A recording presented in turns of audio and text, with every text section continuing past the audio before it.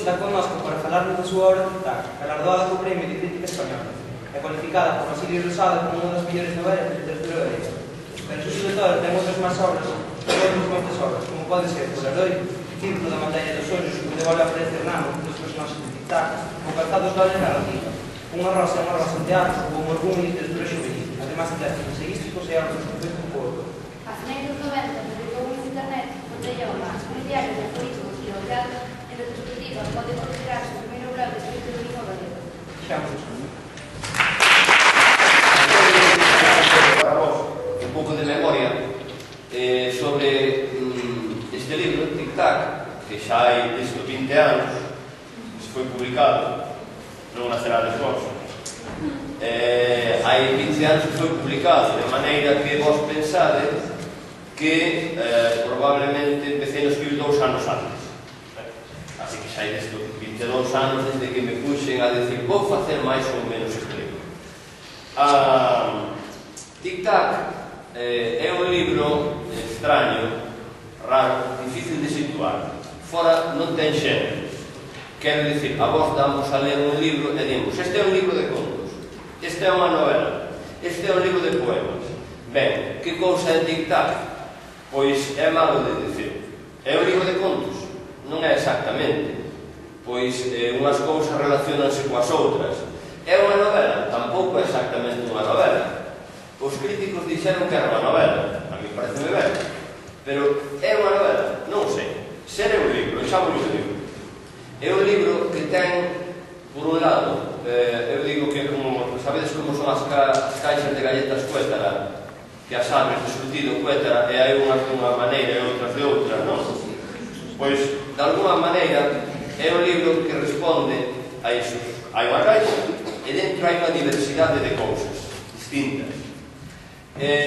As cousas están relacionadas unhas coas outras, por así dicir, non están paradas.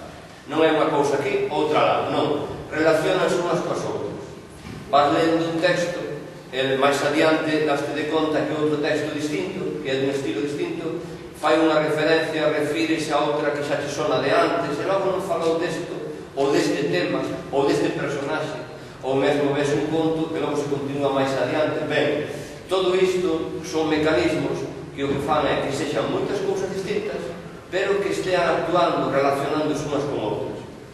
Por que escribín un libro así? Bueno, habería que dicir tamén que tipo de fulano era eu. Hai 22 anos. E, se imos ao caso, no fondo, sempre somos a mesma persoa que éramos cando tiñamos 8, 9, 10, 11, 12, 13, 14, 15, 16, sempre éramos os mesmos. Din que as nosas células, as células do noso corpo, que se renovan completamente cada 8 anos. De maneira que, vos, por exemplo, neste momento, ou estades xa a pique de ser unha segunda persoa distinta completamente, desde o punto de vista celular, completamente distinto do que fostes, das persoas que fostes, ou ben xa, se fixestes os 18, ou non, aí non saen as contas, 8, 16, sí, entón xa sodes prácticamente que estades aquí, máis ou menos, xa sodes todas persoas, unha segunda persoa. Xa houve unha persoa que era como a vos e regeneraronse completamente as células, sodes outras células distintas, sodes un ser distinto. Sen embargo, o certo é que, aínda que cambie a pele, a célula, o que se fose unha máquina chamaríamos o hardware, non? O cacharro. O certo é que perdura o software. O software ven sendo o que na educación que nos daban de pequenos, aos que estudábamos o catecismo e todo iso chamábamos curas a alma. É algo debe de haber. Eu gusto de chamarlle alma, ainda que non me fai caso aos curas, pero gusto de seguirlle chamando alma. O certo é que temos un software e continuamos. Eu sempre digo que o vello ou a vella, con 80 anos, son igual que o meniño ou a meniña cando tiñan 8, 10, 11, 12 anos. De modo que eu teria que explicar que tipo de adolescente era eu, por exemplo, cando tiña 16, 17 anos.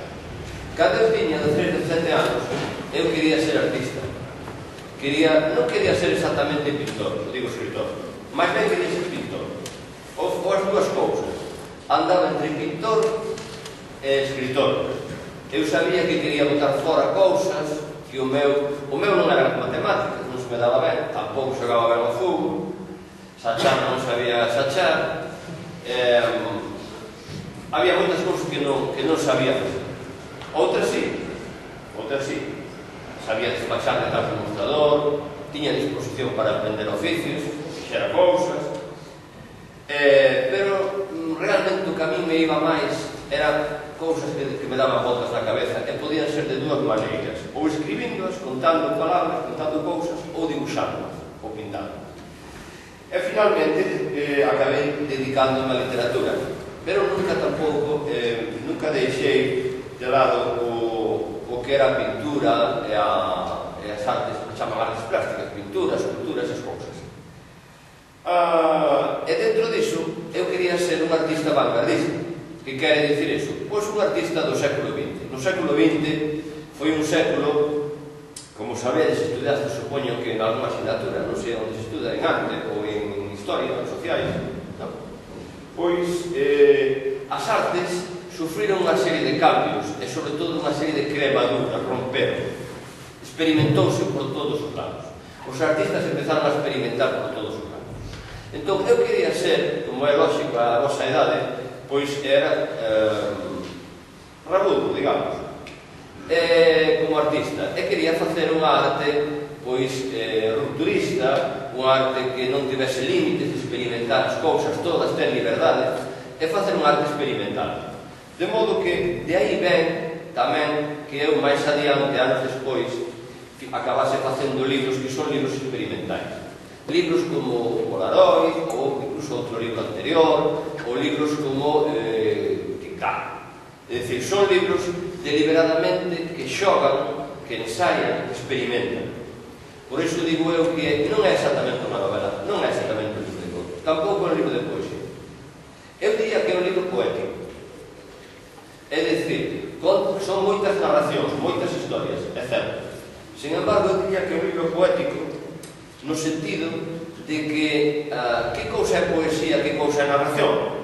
Bueno, pois, narración sería algo máis cercano á prosa mesmo científica. Unha narración é que che conta unha historia que ti entendes perfectamente. Plum.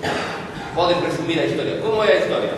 Fulanito ou fulanita saíu da casa, encontrou isto, pasoulle isto, e a continuación fixo desta maneira. Iso é unha narración. Pode resumir ben. Que acontece? Toda a literatura, pero sobre todo a poesía, é aberta. Podes interpretar de moitas maneiras. De maneira que eu diría que este libro é un libro aberto, é un libro poético, por lo tanto, no que hai moito de suxerencia e hai moito en que cada un de vos lee cousas distintas. En Tic-Tac é un libro que fai que cada un lea cousas distintas, que cada un interprete cousas distintas. Por outro lado, tamén hai unha parte dos materiais, das cousas que aparecen no libro, que teñen unha raíz no mundo dos soños. O mundo dos soños, o mundo da noite, o mundo do irracional, o mundo das cousas que non teñen unha explicación coherente. E todo iso tamén é o mundo da poesía. De modo que eu diría que é un libro poético. De feito, cando vimos os traballos que fixestes, moitos de vos, precisamente reencontrei esas sementes poéticas que andan polo libro adiante.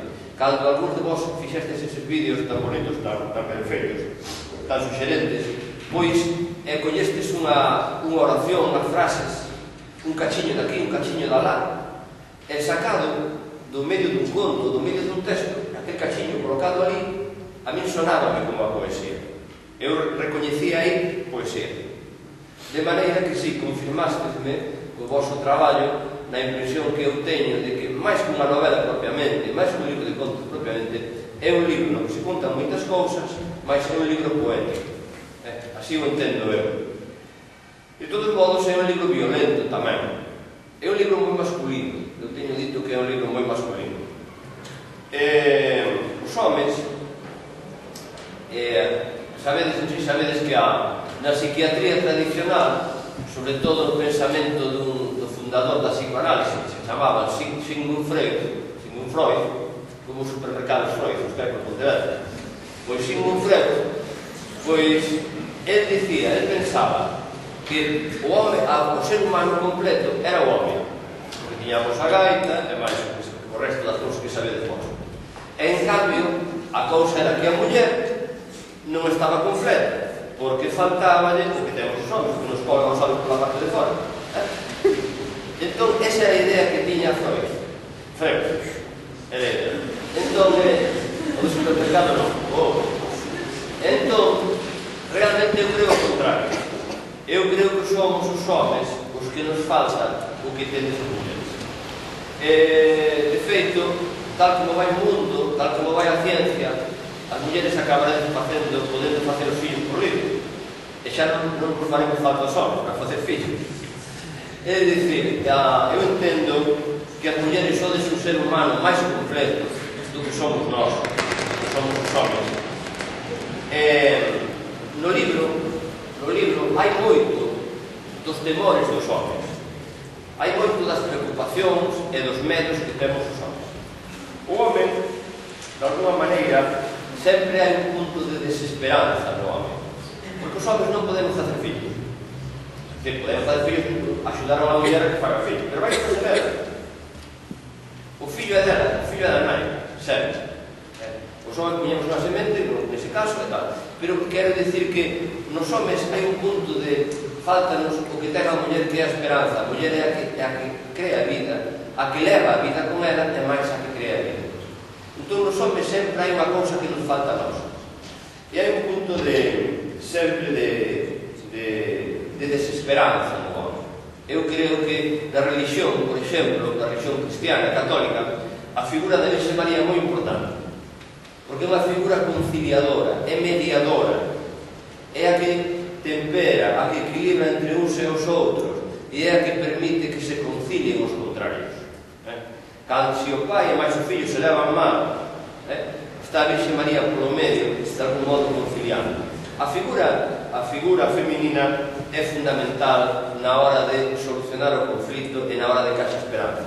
Os homens, cando dous homens entran en conflito, o máis probable é que se les deixa un acabe matando o outro. É dicir, é o modo que temos de resolver as cousas, a través da violencia. É dicir, a nosa especie puxo en nós unha carga de violencia moi forte, de testosterona, unha carga moi forte, que fai de nós xente que o mesmo propagamos a vida que propagamos a morte. E isto é algo sobre o que teño reflexionado e sobre o que penso que teño escrito. Eu penso que a maior parte da literatura, da miña literatura, é moi masculina. Quen lê literatura son esas mulleres, sobre todo. A xente que lle gusta ler. Eu sempre digo, cando escribo un libro de literatura pensando que van ler lectoras. E despois vou escribir outro libro explicando como funciona o manual de instruccións para que o lean os homens. Aos homens sempre lle gusta sempre ler os prospectos dos aparatos, para montar máquinas e aparatos. En cambio, que lle gusta ler literatura, sobre todo, maiormente, non sempre, son as mulleres. É dicir, a muller acepta xogar o xogo, entregarse ao xogo da literatura, do soño, de soñar, de vivir o que saiba ese soño que é unha narración, unha historia. En cambio, o home loita co libro. Eu sei que os homens, cando leen un home, se é unha muller que lee un libro meu, vai me dicir, gustou ou non me gustou, emocionou ou non me emocionou. En cambio, eu sei que un home vai me dicir, estaba ben armado ou estaba mal armado, ali fallaxe non sei que. É dicir, o home, eu sei que un home vai atacar, vai loitar comigo. En vez de vai buscar a loita, en vez de ser quen a xogar o xogo. O que quero dicir é que a maior parte dos escritores que triunfan son aqueles que lle cantan no oído as mulleres. Hai un dito latino, romanos, que dicía: o home morre pola vista e a muller morre polo oído. E é certo. Os homens, probablemente, na nosa especie, pola historia da nosa especie, de seren cazadores, de ser depredadores, de desplazarse en lugares abertos, onde hai que buscar pezas para cazar ou recursos, están afeitos a mirar ao longe, sempre controlando coa vista. Os homens somos escópicos, traballamos moito coa vista. En cambio, a muller, hai de todo, e todos temos de todo, pero, digamos, por resumir moito, a muller traballa na cercanía, máis na cercanía, en espazos máis cercanos, e é máis fácil chegarlle polo oído. Eu por iso teño observado, ás veces, de algúns poetas ou coñecidos, eu dicía, logo este home moito liga, e non é guapo, non é simpático, hasta non parece que se duche moito. Eu vexo que liga, que triunfa. É como é, pois, a través da palabra, sedúcese as mulleres. A literatura, en xeral, a que triunfa, é unha literatura que lle di palabras bonitas. O que eu escribo non hai palabras bonitas. O que eu escribo conscientemente, nese sentido, é unha literatura moi masculina, no sentido de que é moi conflictiva. É unha literatura que loita moito consigo mesma, co lector. Cando lestes este libro, estou seguro que non quedastes tranquilos. É un libro que perturba, é un libro que desconcerta. E así acontece con moitos dos libros que fixe. Son libros que che fan loitar con eles. Son libros exixentes, que te exixen, e que tens que discutir con eles.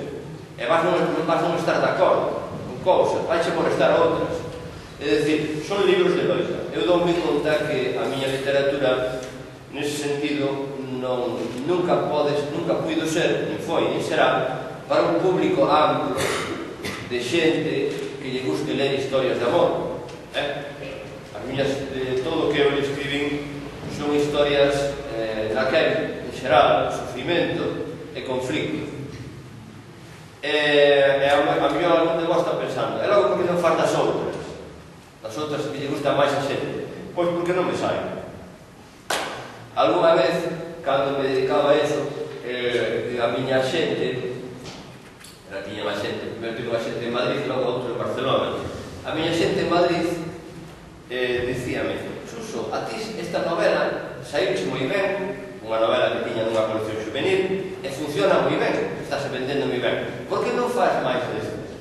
Entón eu dicía que non podo. Eu non podo traballar de dicir, vou facer como se fosen pezas, ou mesas, ou altavoces, todos dunha maneira, non sei facer así.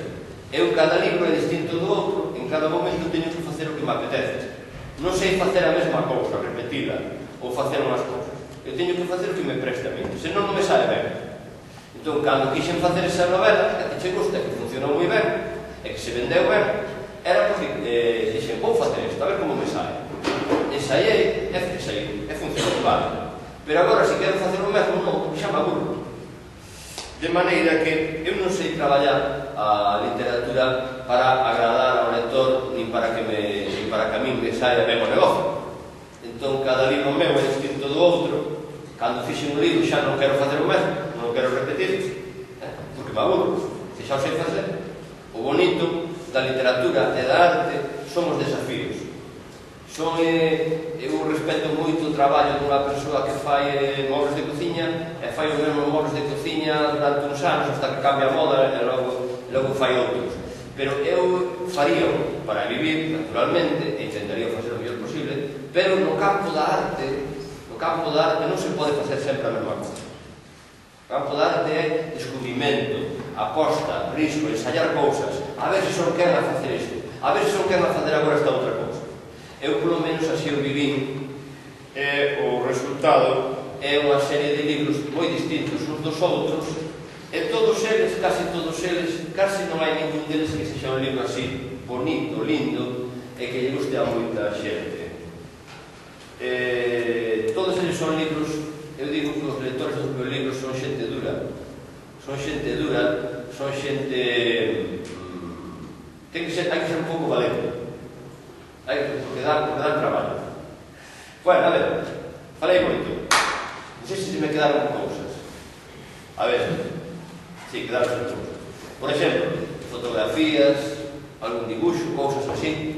Iso ten relación co que vos dicía ao principio da experimentación e con esa formación miña de cando era mozo, de querer ser un artista vanguardista, rupturista, que experimenta, que ensaia cousas.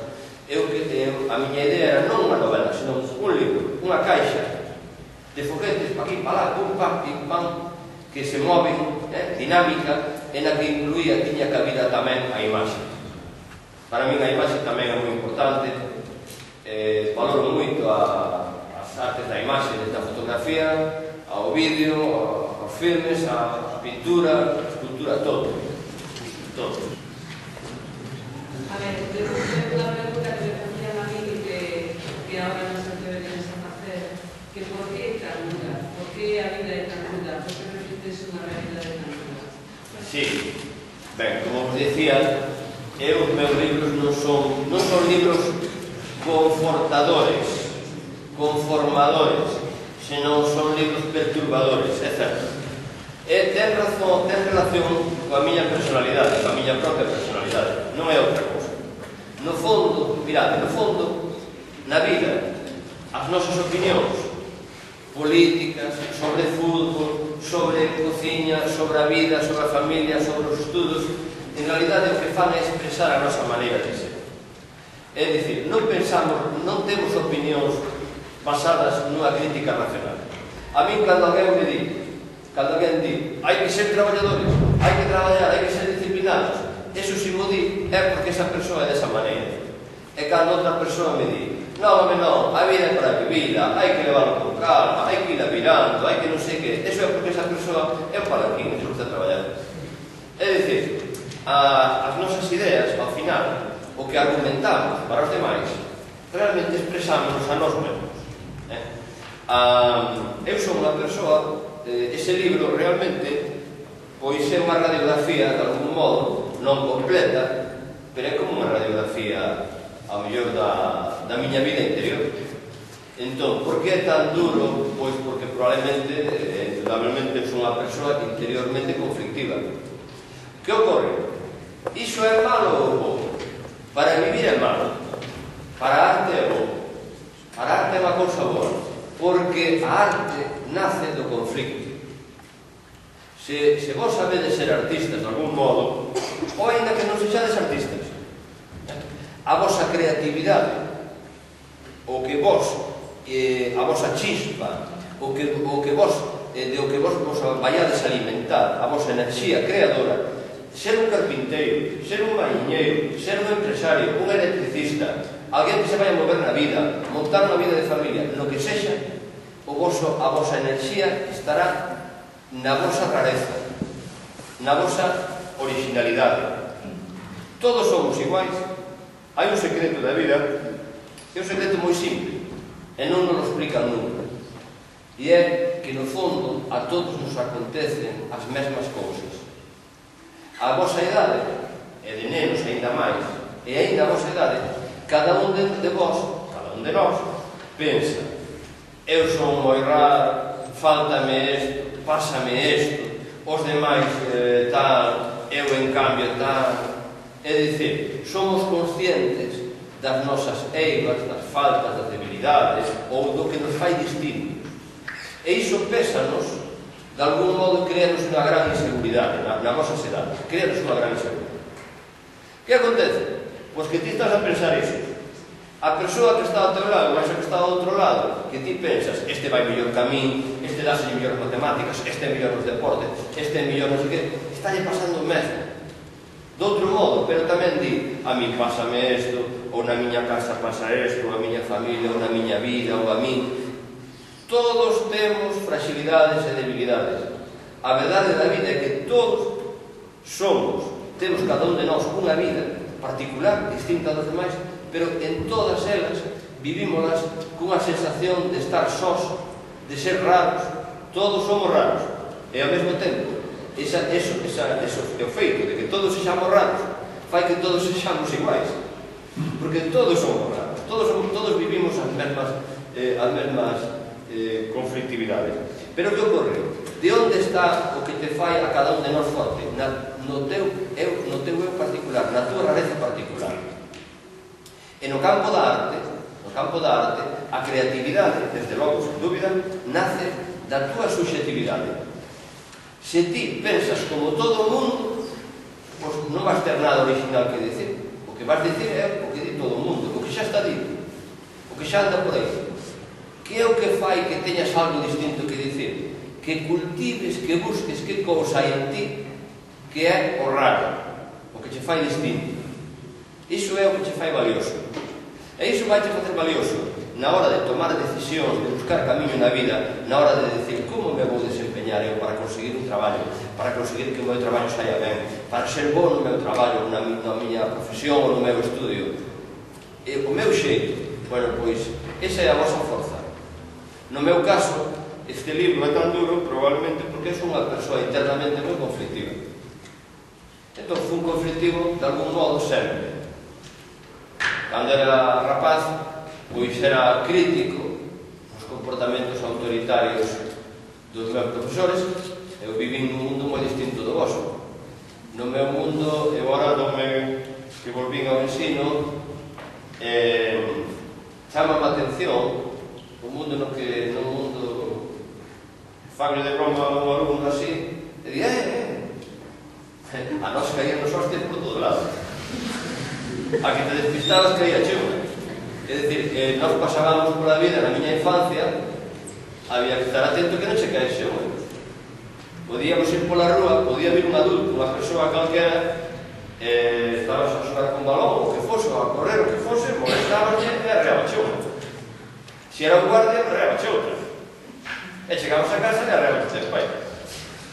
Entonces, era un mundo no que a violencia era o común, era a cultura dominante en todas as relacións da vida, e eu eso levei sempre mal, de tal modo que eu sempre fui incómodo. Eu enfrentei-me ao meu pai, eu enfrentei-me aos meus profesores posteriormente, e logo posteriormente enfrentei-me ás autoridades na época de Franco, de modo que sempre fui alguén incómodo. No campo da arte, iso é bo. Quere dicir que no campo da arte vai ser tamén transgresor, alguén que vai saltar as leis, vai desafiar as leis establecidas, e iso é bo no campo da arte. Vas buscar cousas, vas buscar unha liberdade, vas ensayar os camiños prohibidos. Na arte iso é necesario. Non contestei de todo porque o libro é tan duro, pero bueno, dei así bastante.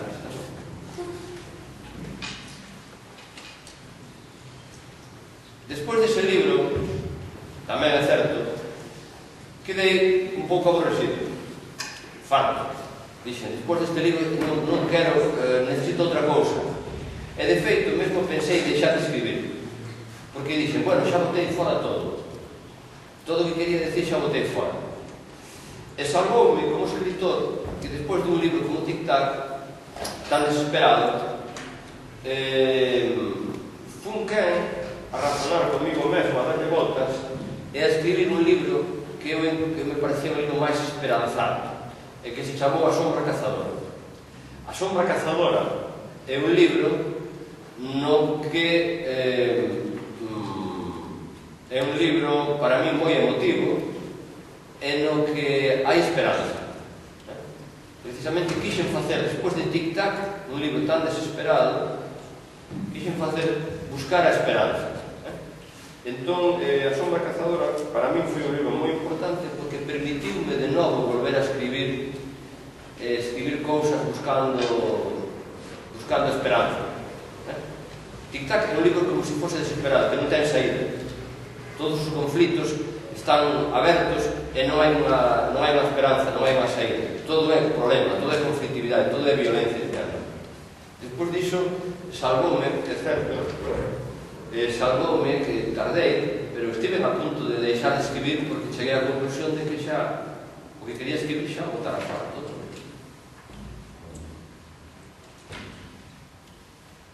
Tería sido un escritor, se parase naquele momento, tería sido un escritor moi negativo o que tería deixado para os demais.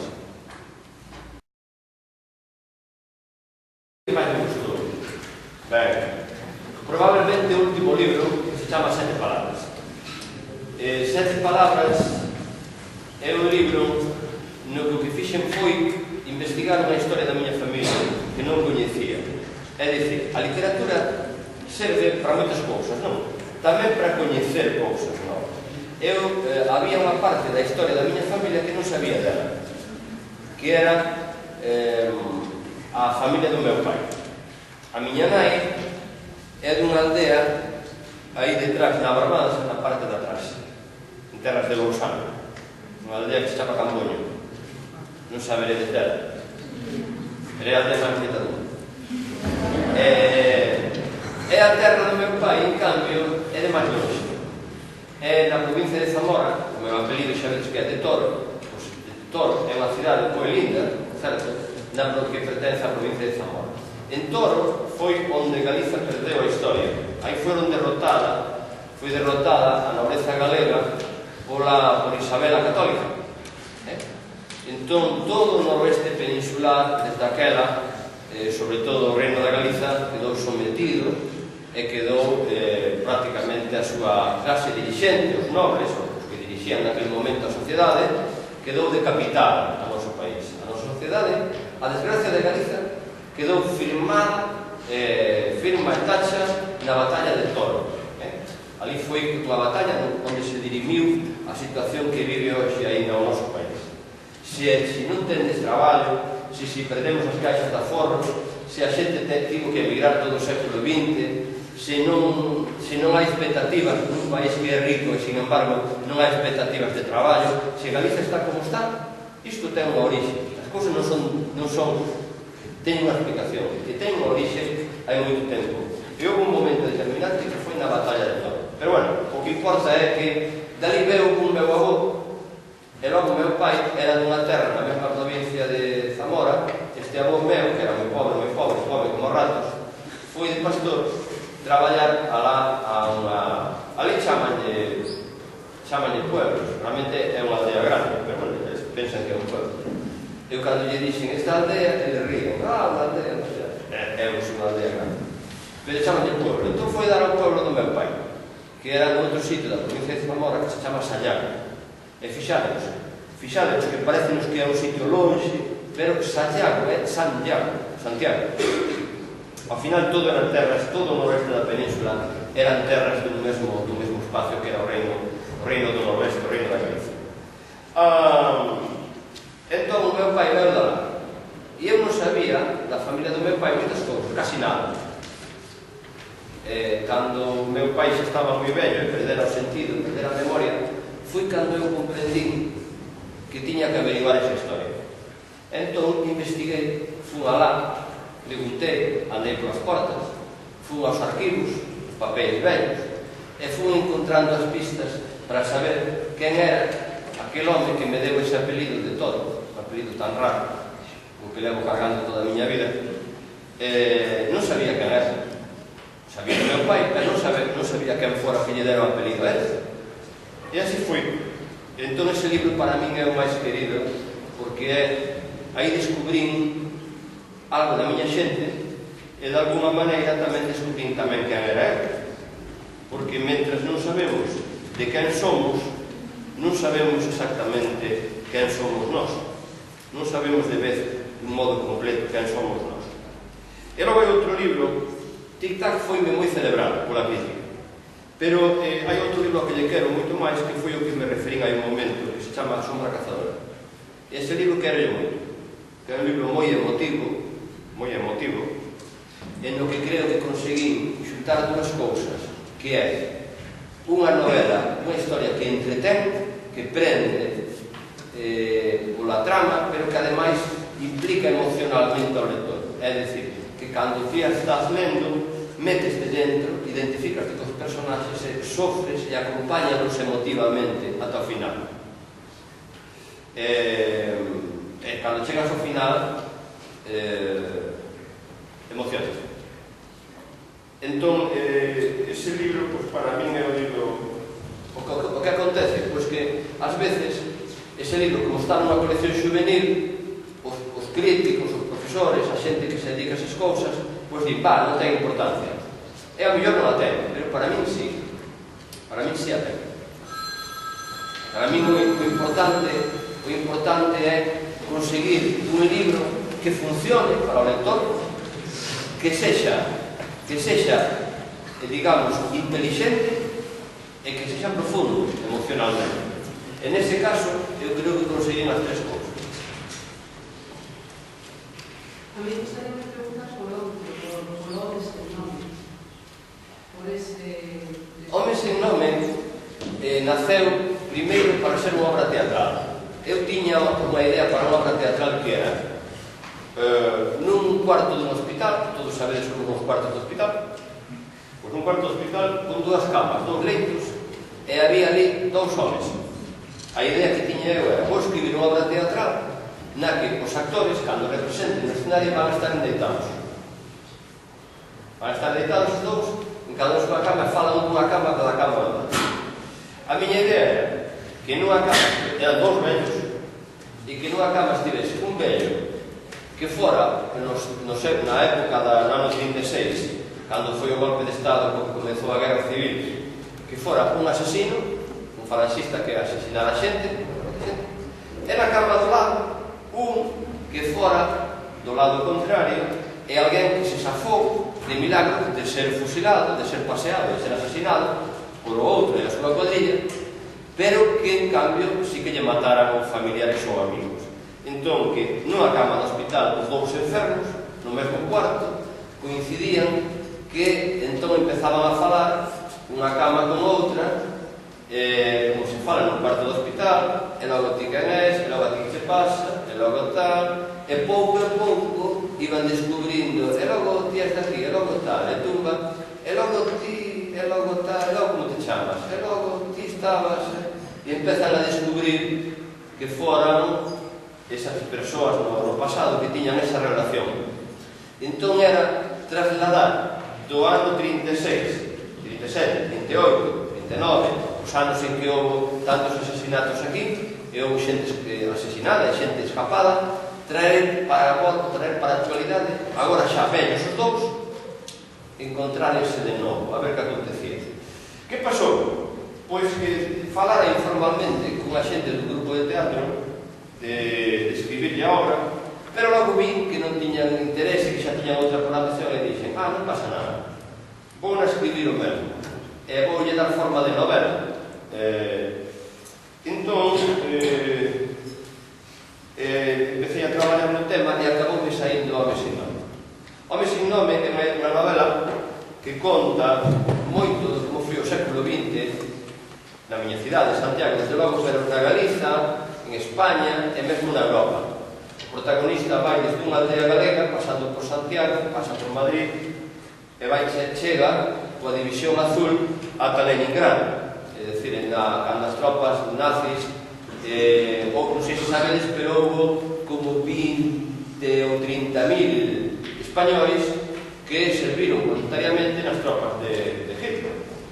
O régimen de Franco organizou unhas tropas de voluntarios, non todos eran exactamente voluntarios, pero de xente voluntaria, que para apoiar as tropas de Hitler en Rusia. Entón, houve dúcias de miles de españois que foron a Rusia a matar rusos, alá. E isto chamouse a División Azul. Bueno, pois o protagonista é alguén que chega a nosos días, pero que viviu cousas, episodios moi importantes da historia do século XX.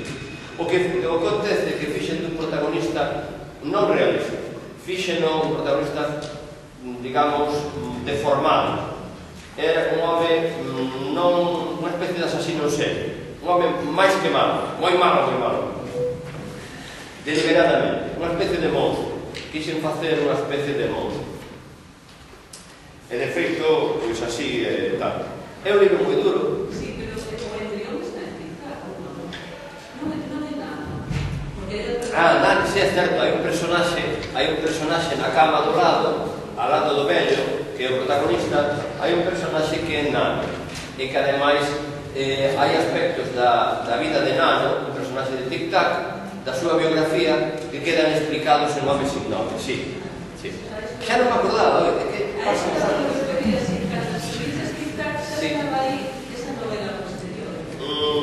Non é bueno, estaba en potencia. Quedaron aspectos da vida de Nano a veces, non? Da biografía de Nano, da súa vida familiar. Aí cerreimos, non? Pero xa non falaba disso. É que cando eu escrevo un libro, eu, por exemplo, cando escribí ese libro, documenteime moito sobre como era a vida nos anos 30 E de feito documenteime moito sobre como era, virei un periódico da época, busquei documentación, falei con xente maior para saber como era Santiago de Compostela no ano 31, no ano 29, no ano 33, no ano 35. Falei con moita xente, con xente vellos xa que viviron ou familiares, e logo vin documentos, investiguei. Unha novela, hai novelas, hai algún tipo de novelas, sobre todo unha novela breve, que podes tirala toda da cabeza. Non necesitas documentación. Chégache coas cousas que ti sabes da vida, que aprendeches da vida. A vosa idade non se pode escribir novela. A vosa idade pode escribir poesía ou un conto. Para escribir novela precisase ir chegando aos 30 anos e ademais ter coñecida a sociedade, ter coñecido a moitas persoas, non só de nenos, non só de mozos, de adolescentes, de mozos, sino xa de adultos, e ter coñecida persoas de clases sociais e de situacións distintas. Un novelista ten que ter un coñecemento da sociedade, e para isto fan falta anos, experiencia de anos. Entón, hai novelas que podedes facer, unha novela breve, se a situades os personaxes no mundo que vos resulta familiar, por exemplo, unha novela ambientada no mundo de Rianxo, con poucos personaxes, pois poderela facer, xa digo, a unha certa altura da vida. Pero, normalmente, unha novela máis complexa pide documentación. Que é documentación? Porque se eu fago unha novela ambientada en Porto, en Lisboa, en Burgos, en Barcelona, en París, teño que me enterar, teño que saber como son as rúas de París, as rúas de Barcelona, como se chaman, como é a vida ali, como é a xente. Teño que documentar. Iso é o que fai un novelista. Hai unha parte do traballo do novelista que non só é a imaginación, senón tamén é informarse do que vas a falar. Dada a complexidade que ten TikTok para comprender como foi criticada. Dada a complexidade que ten TikTok, como foi criticada? Pois foi criticada con moito respeto. De feito, TikTok, uns anos despois deron a unha novela miña, premiaronlle, como se chama o Premio Nacional de Narrativa, que escolleron unha novela chamada 13 baladas, como o libro do ano editado en España en todos os libros. E dixeron, dos libros editados este ano, escollemos, non quere decir que fose o millón, pero bueno, un xudí escolleu ese libro ese ano e dixeron, de todas as novelas que se editaron en España este ano, escollemos esta como a millor do ano xa. Uns anos antes, ou 10 anos antes, TikTok foi finalista nese estudio de críticos, estivo a punto de ser o libro do ano. De modo que foi tamén, foi moi ben recibida pola crítica. Sin embargo, non foi un éxito de ventas. Quen vende moitos libros é outro tipo de literatura. Pérez Reverte ou El tiempo de ruptura son cousas así. Sí, son outro tipo de libros que teñen a xente. Este non é un libro que entreteña. Son libros moi desconcertantes, é unha literatura minoritaria. Eu, de feito, mirade, un libro anterior, chamado Coladoiro, eu escribino, pero dixen, eu isto agora non vai haber quen mo dice, porque é un libro tan raro que non vai haber quen mo queira facer el libro porque non o van vender. Afortunadamente, dei un editor que era un pouco tolo. Era tolo a mundo, Nada máis vos digo daquele editor meu que cando eu chegaba a Vigo, chegaba ás 12 da mañá e non estaba. Tiña que estar, quedara comigo, eu acudía a Vigo, chegaba ali, ás 12 ca miña furgoneta daquelas, e chegaba a editorial, ás 12 da mañá, e non está. E onde estaba o editor? Non está. A cabo dunha hora chegaba a 1 do mediodía, entraba a traballar, porque estaba de resaca do día anterior. E viña a traballar, e o que facía era, abría unha alacena que tiña no despacho, sacaba botella de whisky, puña o vaso ali, e empezaba a servirse whisky. Era un editor moi todo. Levábame a comer ao restaurante, eu bebía o cervexa, o viño, o agua, total non tiña que traballar, e bueno, bebía whisky. É dicir, de modo que foi un editor que para o seu mal acabou mal de saúde, acabou novo, desgraciadamente acabouse ele a si mesmo, pero era un editor moi inteligente e afortunadamente moi libre, e se fose un señor máis ordenado, máis sensato, non me editaba ese libro, aquel outro libro, pero editou. Con TikTok, afortunadamente, para aquela, xa conseguín que se entusiasmasen máis, e os editores, sí. A miña editora era unha italiana que traballaba en Barcelona, díxome, o mellor piropo que me dixeron nunca, e díxome, se foses un escritor norteamericano por este libro, daríanche un Pulitzer, que é un maior premio que dan na novelística e na literatura norteamericana. Pero bueno, como non son un escritor norteamericano, son de Santiago, e escribo en galego, pois non o dan. Pero foi ben tratado,